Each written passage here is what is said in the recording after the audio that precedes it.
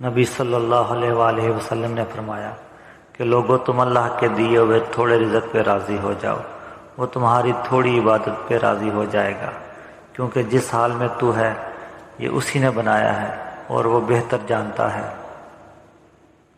ایک بات اپنے ذہن میں رکھ لیں، یاد کر لیں، جو میرے لیے بہتر تھا میرے اللہ نے دے دیا۔ مالی پریشانی اسے ہوتی ہے جس کا توکل کمزور ہوتا ہے۔ زمین پر چلنے والے جتنے بھی ہیں سب کا رزق اللہ کے ذمہ ہے۔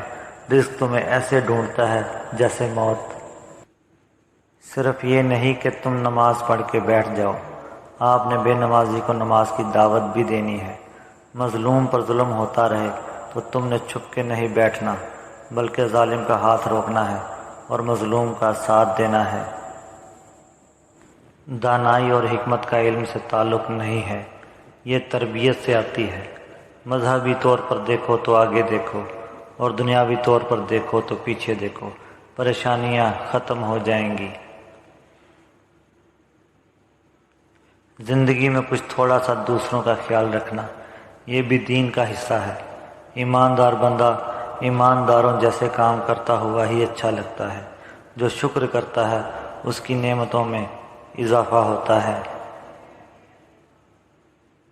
ہمیشہ کلمہ حق کہیں اور ہمیشہ کھری بات کہیں، اگرچہ اپنا نقصان ہی کیوں نہ ہو۔